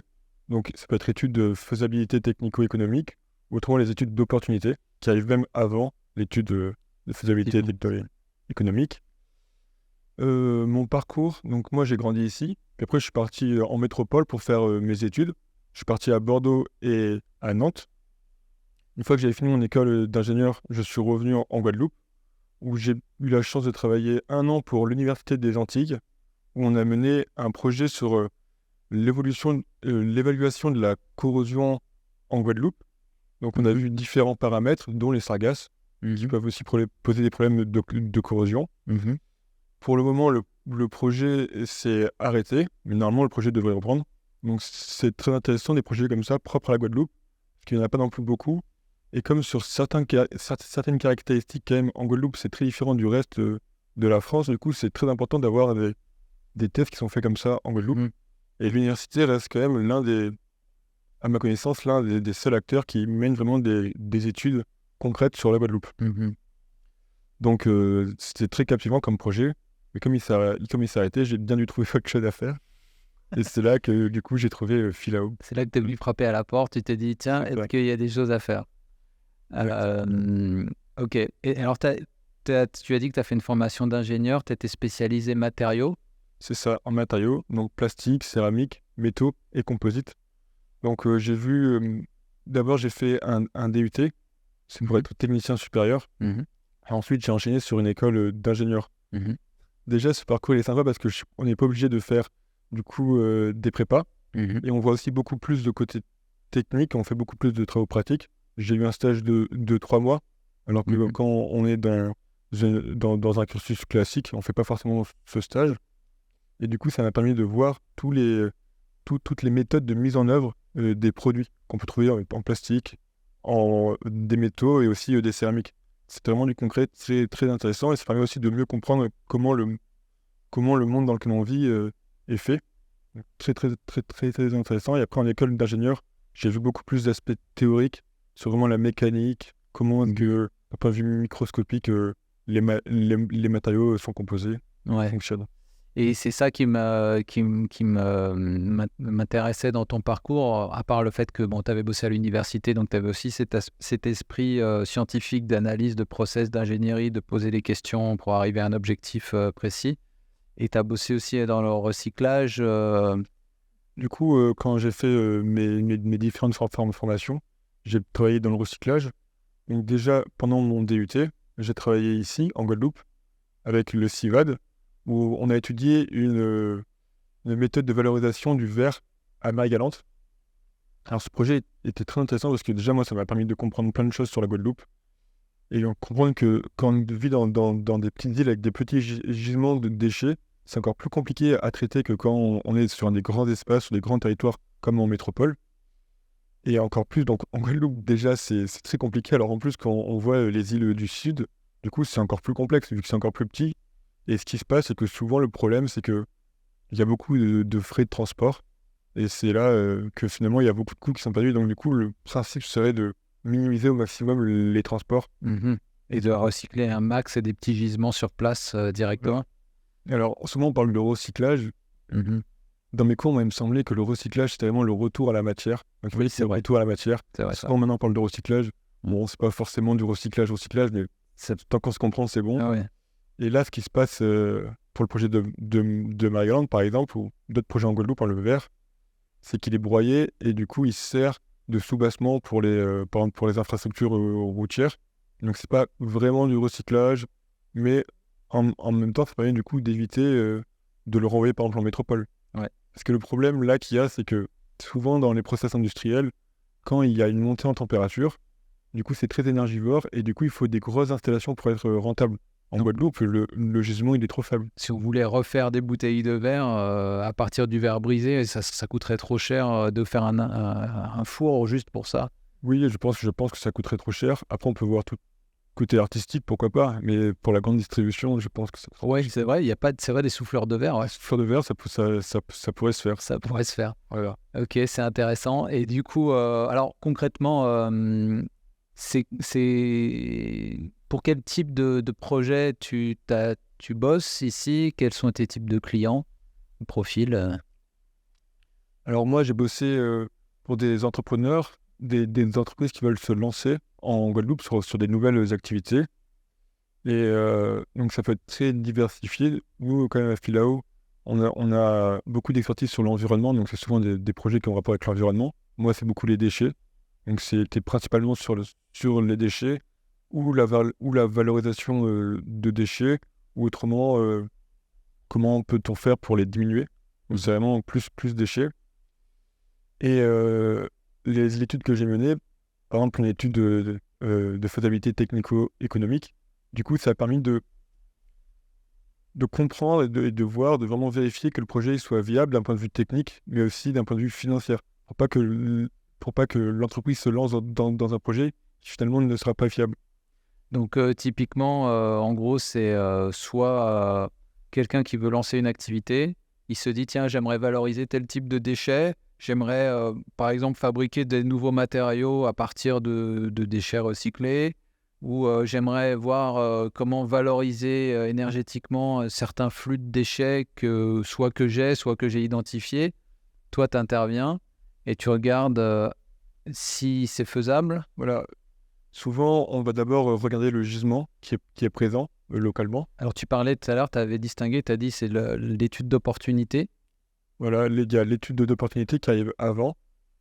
L'étude d'opportunité, c'est une étude qui est moins détaillée, qui est moins précise, qui va essayer de voir plus large, comprendre déjà vers où il faut se lancer pour comprendre tous les enjeux, pour vraiment se dire est-ce que là c'est la peine vraiment qu'on continue ou pas, est-ce qu'on pousse la réflexion plus loin, ou est-ce qu'on s'arrête là, c'est pas la peine. Si on se dit qu'il y a quand même une opportunité, d'où le nom, on peut quand même du coup aller plus loin et faire une étude de faisabilité technico-économique pour vraiment s'assurer cette fois-ci. On va pas regarder toutes les possibilités, mais on va au moins s'assurer qu'avec une des possibilités, ça soit viable. Et donc, dans l'étude de faisabilité technico-économique, là, tu vas dire en gros, si tu veux faire tel type de valorisation, en gros, il faudra telle surface, il faut que tu prévois tel ou tel type d'équipement, tel type d'investissement, tel montant d'investissement. Tu regardes aussi genre les personnes qui vont devoir travailler là-dedans. Donc oui, c'est vraiment d'abord, souvent, si on parle de nouvelles infrastructures, on parle aussi de nouvelles machines. Donc c'est de comprendre l'investissement, quel investissement il faut faire, quelles machines, quelles caractéristiques elles ont besoin d'avoir. Par exemple, ça peut être la cadence. Ça sert à rien de prendre une machine qui soit qui ait une cadence trop élevée, parce que du coup, on ne va rien en faire. Donc du coup, c'est ça. Après, comprendre un peu les gisements qu'il y a. Comment est-ce qu'on les fait venir. Comment est-ce que sur le site, ça peut être organisé pour que ça puisse être fonctionnel. Et ensuite, une fois qu'on a vu tous les côtés techniques, ça peut être aussi pour la collecte des déchets. Quel style de collecte il faut, combien de collectes il faut par semaine, comment on peut organiser la collecte. C'est vraiment le côté technique, là qu'on va vérifier. On propose des solutions, mais ce n'est pas forcément les solutions qui seront forcément prises au final. C'est vraiment une des solutions qui marche. C'est le principe. Et après, on regarde tout le côté financier. Donc d'abord, le coût d'investissement, combien est-ce que la machine va coûter, combien est-ce que les travaux vont coûter. On essaie aussi de voir tout ce qui est coût de fonctionnement. Ça peut être aussi les coûts salariales. Et une fois qu'on a récolté tous les coûts et tout ce que l'activité va nous faire gagner, on essaye de calculer le retour sur investissement qui nous dit en combien de temps l'activité est rentable. C'est ça, ok, très bien. Et pour voir du coup, est-ce que l'activité est rentable avant que la machine soit cassée, par exemple. Il faut bien prendre en compte que la machine se casse, donc il faut aussi prendre ça en compte, ces coûts d'amortissement des infrastructures. Ouais, ok. Super, c'est très clair. Et alors, il y a un aspect aussi là-dedans que tu regardes, c'est l'aspect réglementaire. Parce que il y a certaines activités, si on dépasse des seuils qui sont contraintes par le code de l'environnement, les ICPE. Et là, du coup, à ce moment-là, on peut passer la balle à Mathieu et Mélissa qui s'occupent de l'aspect réglementaire. Ça tombe bien que tu parles de ça parce que moi, du coup, j'avais une question pour toi que je vais te poser plus tard, Ok. quand on en parle. C'est que j'aurais bien voulu que tu expliques de A à Z, pour un client qui vient de voir quelles sont les différentes étapes pour un projet en général que tu peux proposer pour montrer qu'en fait, à Philao, on peut accompagner le client de A à Z sur un projet, Ouais. toujours le suivre, et que ça va permettre finalement, comme on connaît le client depuis le début, qu'on connaît son projet, Ouais. eh ben, on perd moins de temps à faire des échanges entre les particuliers, et du coup, c'est un gain de temps, et un gain d'argent, Ouais. un gain de compétences aussi. Bah, tu as répondu à la question presque, mais effectivement, c'est vrai que la manière dont on s'est structuré, alors on peut intervenir à chaque étape du projet, mais on peut aussi le prendre de A à Z. Typiquement, ça a été le cas pour un des gros projets qu'on a fait là pour l'usine Gardel. Mais donc, en gros, quelqu'un qui vient nous voir avec un projet, on regarde, donc ça arrive dans ton département, on regarde s'il y a une vraie opportunité, donc on fait une étude de faisabilité technico-économique.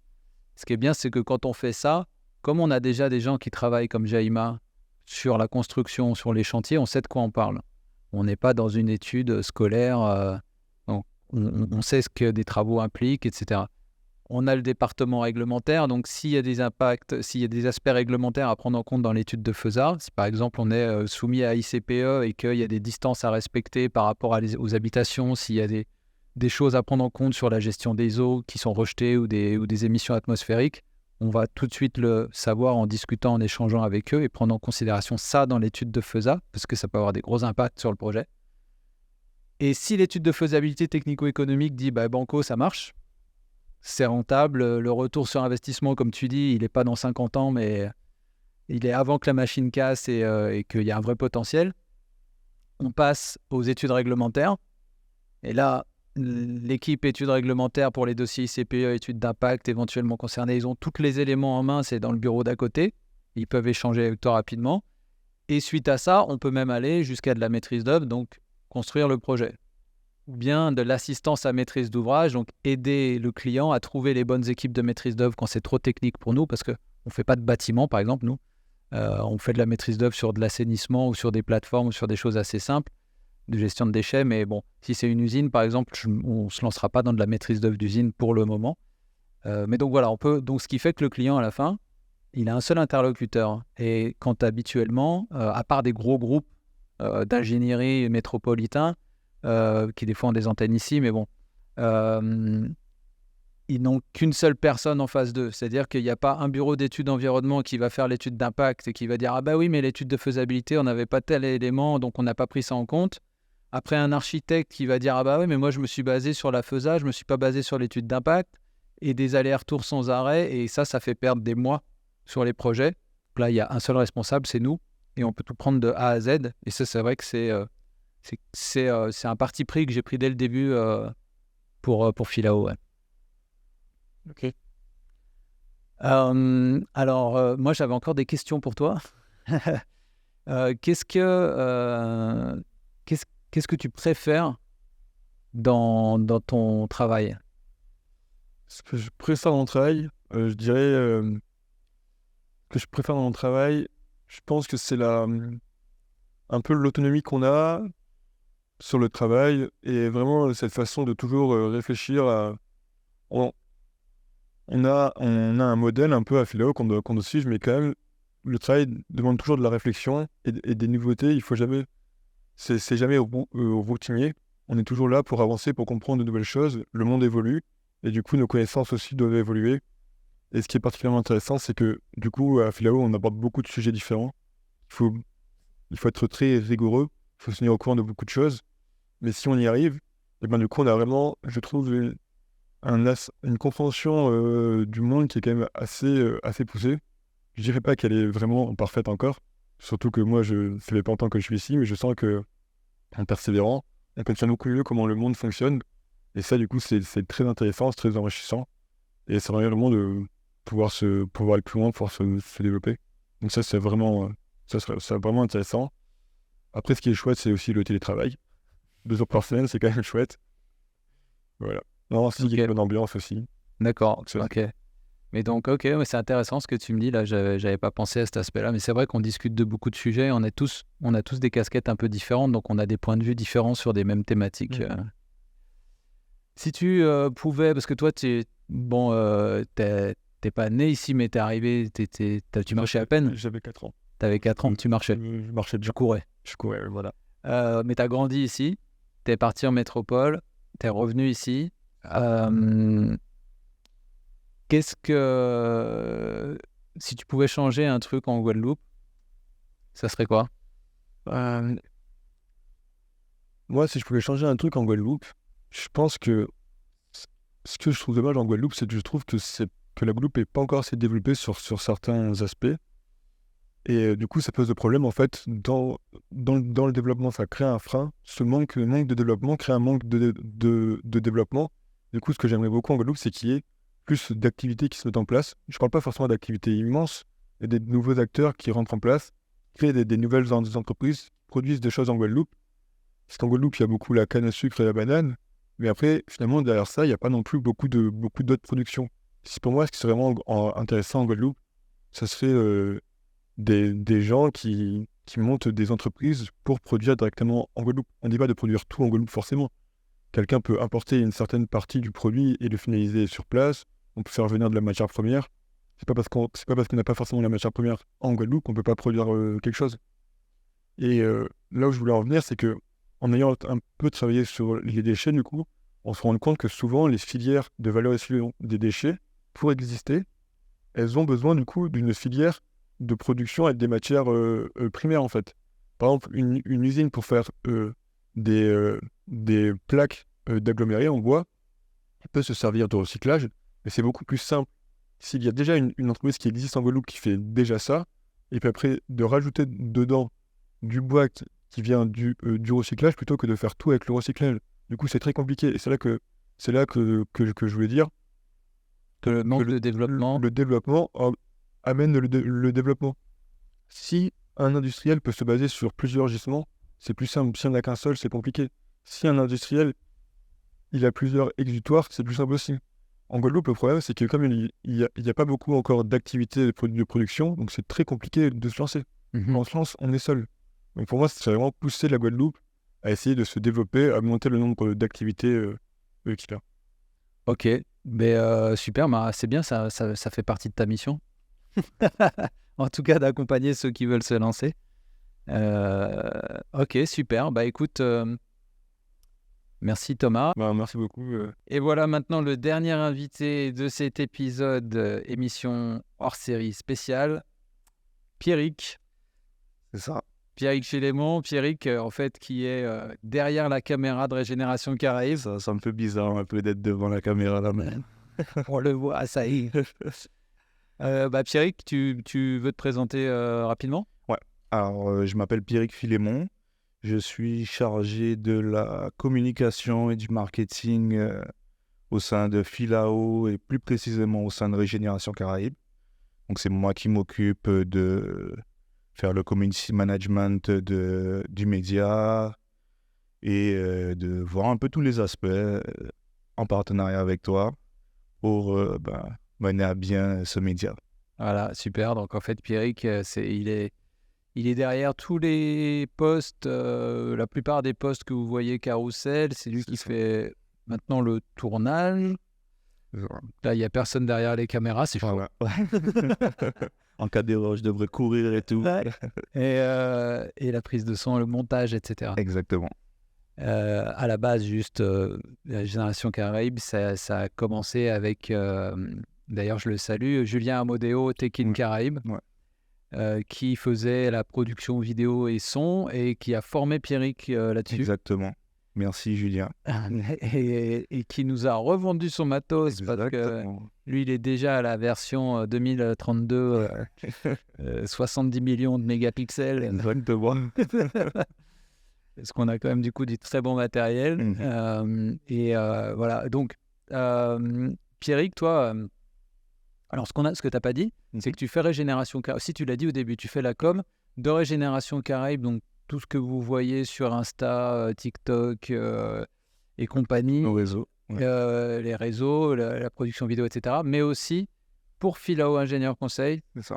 tu fais en fait, tu gères les publications sur Instagram, Sur LinkedIn. sur LinkedIn. Sur LinkedIn et s'il y a des demandes de, je sais pas, création de contenu, des flyers à faire lorsque vous avez des événements ou autres, j'aide à la communication, au marketing. Exactement. Tout ça en cloud. Donc c'est vrai que on a souvent des fois des actions de sensibilisation à faire, C'est ça. des panneaux, des affiches, des trucs comme ça pour différents projets d'accompagnement. Pierrick est là, il maîtrise tous les outils C'est ça. et voilà. C'est quoi ton parcours en fait qui t'a amené à faire de la com comme ça et marketing? Alors, j'ai un parcours assez atypique, je dirais, parce qu'à la base, j'ai commencé par le marketing. Depuis le lycée, j'ai fait une formation au lycée technique en spécialité marketing. Donc, c'était vraiment ce vers quoi je voulais me diriger. Alors, donc, j'ai commencé une école de commerce, mais que je n'ai pas pu poursuivre. Et du coup, après, j'ai bifurqué dans le commerce, et plus précisément le commerce de vin et spiritueux. Donc, je suis parti après mon bac. J'ai fait 1 an à Paris, et ensuite, je suis allé à Bordeaux pour faire cette formation, donc en vin et spiritueux. Et moi, mon but dans tout ça, c'était principalement de trouver un secteur qui est relayé à la Guadeloupe, quoi. Donc, dans les vins spiritueux, c'était plus pour me focaliser sur le rhum, donc le commerce de ce spiritueux. Et après, j'ai vu que tout s'emboîtait plus ou moins par rapport au marketing. Et donc, du coup, là, après avoir fait ces formations en vin spiritueux, je suis revenu en Guadeloupe. J'ai commencé à travailler dans le secteur, donc auprès de caves, auprès de distilleries. Mais j'avais ce sentiment d'inachevé et j'avais envie de reprendre mes études pour finaliser jusqu'au master. Donc, c'est ce que je fais. J'ai oublié de préciser que je suis en alternance. Et du coup, voilà, j'ai trouvé une formation en Guadeloupe qui propose de l'alternance dans le marketing, dans le web marketing. Et c'est comme ça que je suis tombé chez Philao. Yes. Et donc c'est Collège Digital. C'est ça, Digital College. Digital College. Ouais, Digital College. Et ce qui est très drôle, c'est que depuis le début, en fait, que j'ai monté Philao, il y a plein comme ça de coïncidences. On dit que les coïncidences n'existent pas, mais C'est ça. ce qui est drôle, c'est que je me disais, bon, j'ai lancé Régénération Caraïbe il y a 1 an à peu près. Je l'ai lancé tout seul avec Julien qui était aux commandes de la prod et une copine qui m'aidait sur un peu ce que tu fais comme ça. Mais je bossais aussi pas mal dessus les week-ends. Je participais au montage, ça me prenait pas mal de temps. Et arrivé en septembre, je me suis dit, bon, si on veut pas que ça meure, Régénération Caraïbe, et comme il y avait beaucoup de demandes, je me suis dit, il faut vraiment que je sois aidé concrètement. Ouais.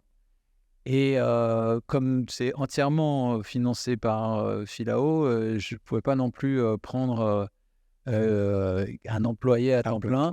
Donc je me suis dit, ah mais l'alternance c'est le bon truc. Et au même moment que je commençais à me dire ça, je vois Une école qui pousse à une côté. école à 50 mètres d'ici. Littéralement. Je passe en voiture et je vois les drapeaux Digital College. Je me dis, mais c'est quoi Digital College? Ils doivent faire du truc digital.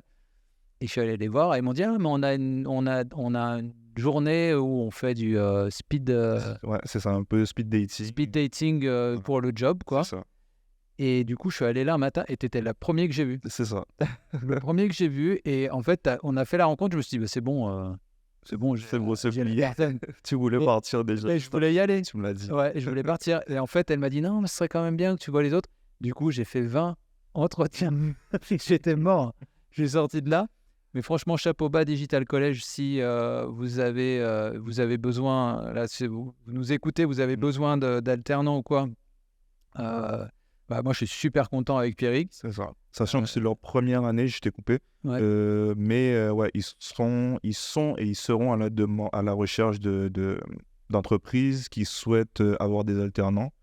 Et vous verrez, hein, mais le rythme est quand même très intéressant pour une entreprise. Et c'est quand même très valorisant, je dis. Ouais. Ouais, j'ai vu plein de beaux profils, ce qui fait qu'à la fin, j'étais là, bon, bah ok, il y a du choix aussi, mais bon, toi, c'était, À la limite, j'aurais suivi mon instinct, j'aurais dit ok, merci, bye, c'était réglé, merci, bonsoir. Donc voilà, donc qu'est-ce que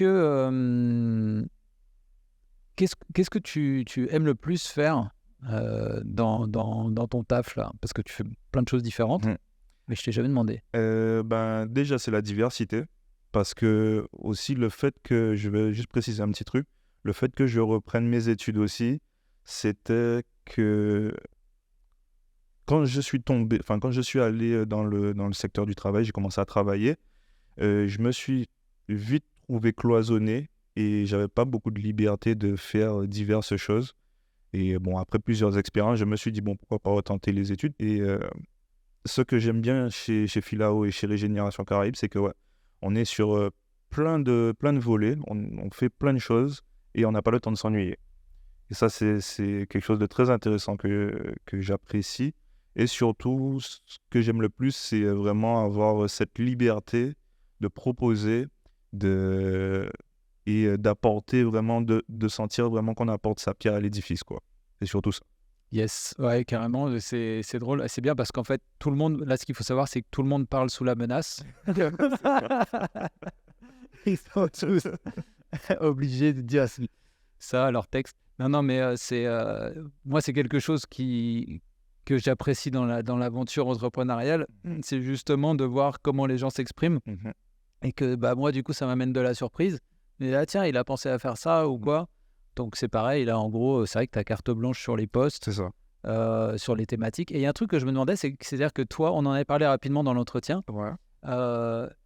t'étais pas forcément, avant, dans ton parcours, axé sur la transition ou l'environnement. Ouais, du tout. Pas du tout. Mais comment tu vois ça, du coup, maintenant que tu es dedans et que tu bosses sur ces sujets? En fait, à force de rédiger des posts, de relire ceux qui sortent sur LinkedIn, tu as dû apprendre pas mal de trucs. Ouais, ça m'a un peu ouvert les yeux au point de vue local déjà, de tout le potentiel qu'il y a à faire et surtout le gros défi de ce secteur. Mais je me suis rendu compte que c'est un secteur très porteur qui a énormément d'avenir parce que bon, là, c'est un peu sous la menace de le faire. Mais c'est une belle découverte. J'en découvre vraiment tous les jours. Et ça donne envie en fait de rester au moins dans ce secteur et dans l'environnement, c'est ça. développement durable. Vraiment, comme je dis, d'apporter sa pierre parce que c'est là où on sent vraiment que on fait quelque chose qui aura un impact, quoi. Ouais. Et ça a été la grosse bonne surprise du podcast Régénération Caraïbes parce que c'est vrai que moi, c'est quelque chose que je sentais, qu'il fallait en parler plus, mettre en avant les acteurs. Ouais. Et en fait, j'étais pas le seul finalement à le sentir parce que vu l'ampleur que ça a pris rapidement. C'est ça. Vu les réactions qu'on a, moi, je peux voir l'envers du décor sur les réseaux, que ce soit commentaires, réactions, etc. On voit que les gens demandent ça. Les gens attendent.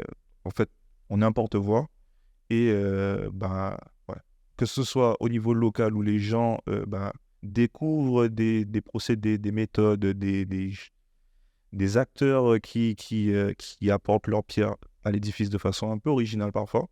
Mais aussi à l'extérieur, tous les Antillais qui sont dans le monde, en France, en Amérique du Nord, découvrent ça et l'apprécient énormément. Ouais, et c'est ça, j'ai vu d'ailleurs, l'autre jour, je me suis amusé à regarder les statistiques, je ne sais plus si c'était sur Apple Podcast ou quelle plateforme on peut voir, mais il y a je ne sais plus combien de pays, il y a énormément de pays, il y a des gens en Afrique du Sud, il y a des gens en Australie, il y a des gens...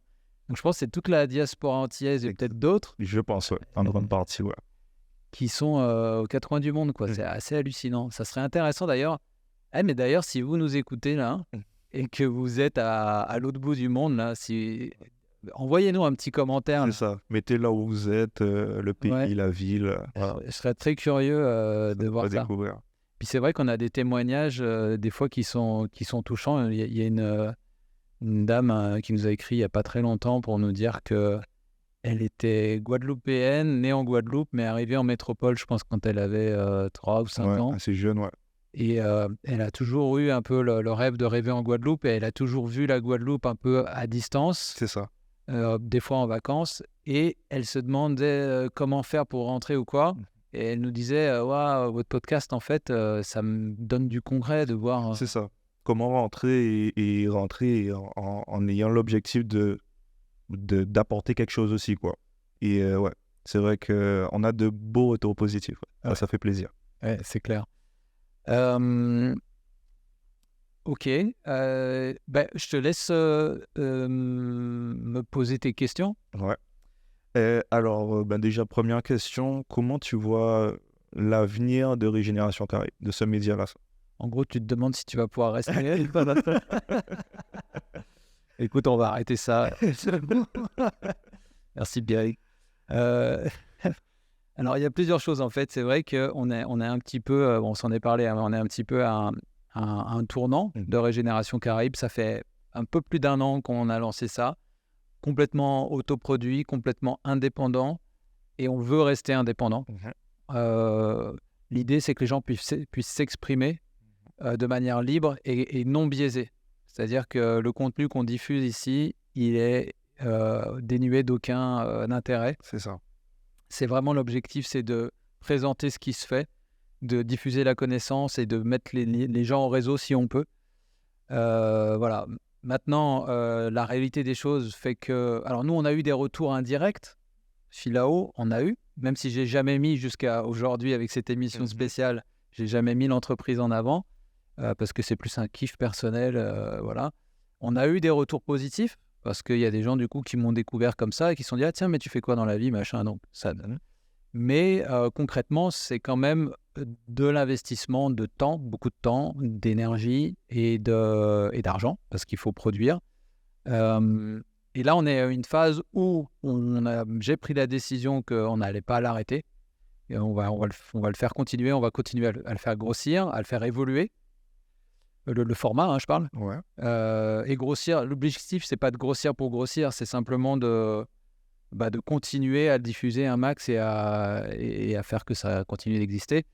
Maintenant, il y a la question financière du financement du podcast. Donc là-dessus, on y a pas mal réfléchi et on va commencer à accepter, parce qu'on nous sollicite, mais on ne veut pas faire ça n'importe comment, à accepter du sponsoring, donc à proposer à des entreprises, donc si vous nous écoutez d'ailleurs, vous êtes dans le domaine de la transition ou en tout cas de la production locale, vous faites quelque chose qui fait du sens pour l'environnement, pour l'île, vous êtes les bienvenus pour nous contacter. Et alors, on va faire différents formats. D'ailleurs, on commence la semaine prochaine, je crois, ou dans 2 semaines. Ouais. Sur le prochain épisode, voilà, c'est décalé parce que on n'est pas en direct live. Bon, bref, on a un premier sponsor qui s'est manifesté de lui-même, qui d'ailleurs, encore une coïncidence, entre guillemets, était le premier client de Philao. Comme quoi, il n'y a pas de hasard. Ah ouais, et c'est lui qui est venu vers nous, c'est lui qui était venu vers Philao. Et j'avais pas de bureau, je l'avais rencontré dans une boulangerie. Et là, pareil, il m'a dit « Ouais, Régénération Caraïbe, qui est-ce qui gère ça? Comment ça marche si on veut faire de la pub ?» Il dit « Mais c'est nous. » Et là, ah bon. Voilà. Donc bref, on va faire du sponsoring. Donc c'est-à-dire soit des petits encarts dans les réels qui vont dire « Bonjour, cet épisode est offert par Brandel », tu vois. On va faire aussi peut-être des partenariats avec d'autres festivals ou d'autres regroupements. Et on va faire aussi du tournage alors, soit mise à disposition de ce que vous voyez là, le studio, parce qu'on a insonorisé une pièce spéciale ici, qui est tout équipée avec les caméras, l'éclairage, tout, qui peut être utilisé un peu n'importe quand, sur réservation. Pierrick peut faire, donc soit on met à disposition le matos, soit Pierrick fait le tournage et on propose ça. Donc si vous voulez faire des capsules ou des machins du type qu'on fait là, vous pouvez nous contacter aussi. Et voilà, ou tournage de contenu sur place. Donc on est en train de mettre un peu tout ça en place. C'est ça. Mais effectivement, c'est vers ça qu'on s'en va. Et l'autre volet aussi dont on va sans doute parler, c'est qu'on va proposer, parce que l'objectif c'est de rester indépendant. Donc l'objectif c'est pas de faire c'est pas que ça soit une entreprise qui génère beaucoup de profits ou quoi, mais c'est simplement qu'elle puisse tourner, continuer à évoluer et à donner la parole. On va sans doute mettre une plateforme aussi de financement pour des dons pour les auditeurs, si vous voulez nous soutenir. Parce que comme je dis, le sponsoring, on ne va pas aller chercher des sponsors de manière active, les gens qui vont venir vers nous, s'ils sont on ne prendra pas tout le monde non plus.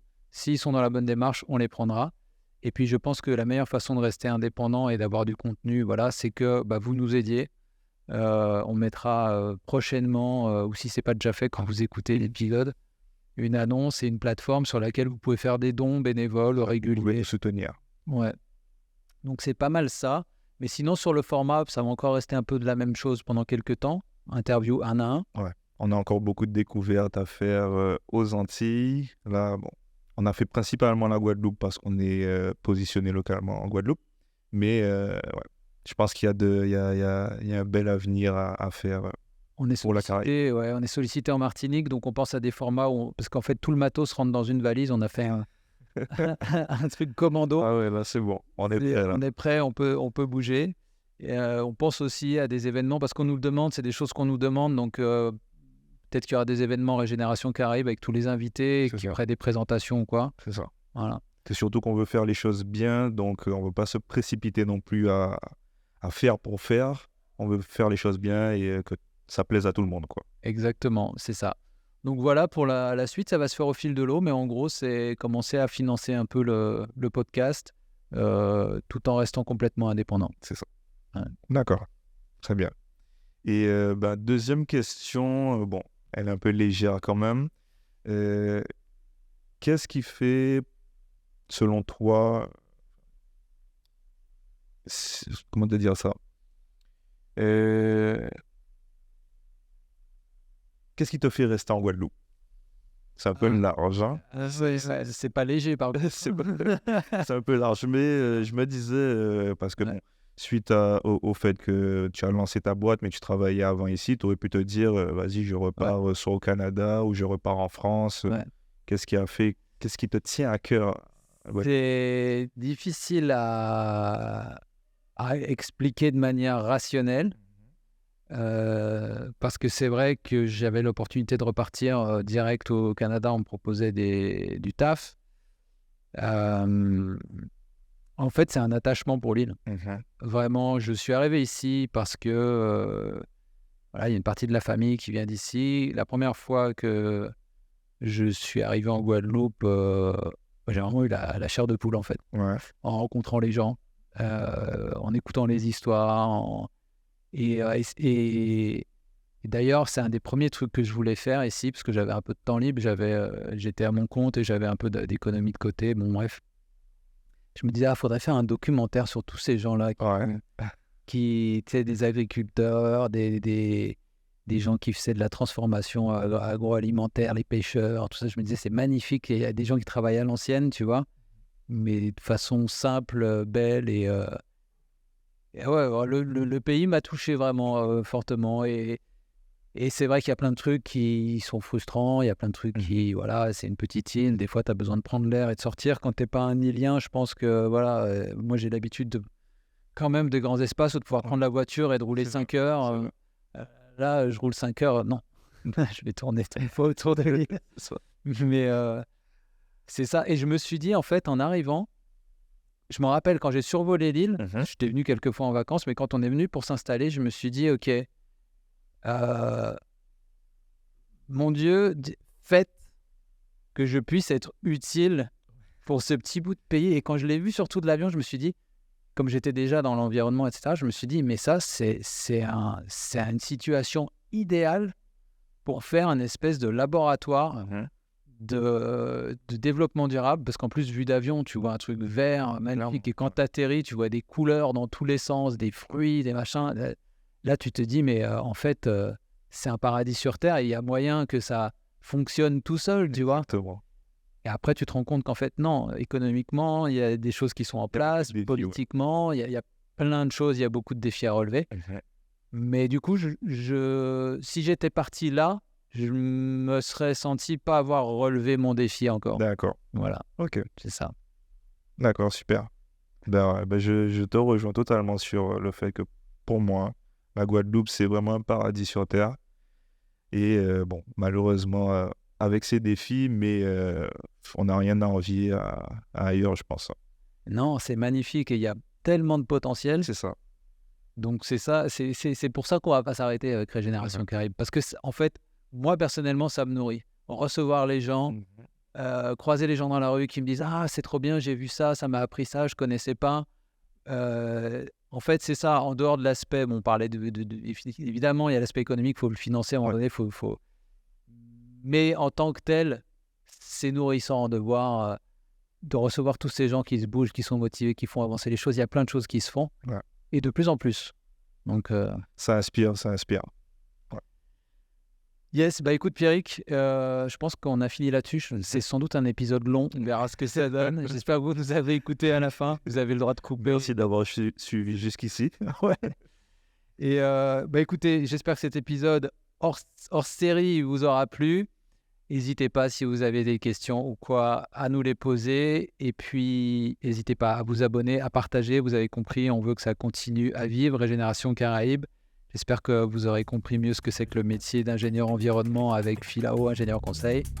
Et je vous dis à bientôt dans un prochain épisode. Écoute, Régénération Caraïbes, le podcast.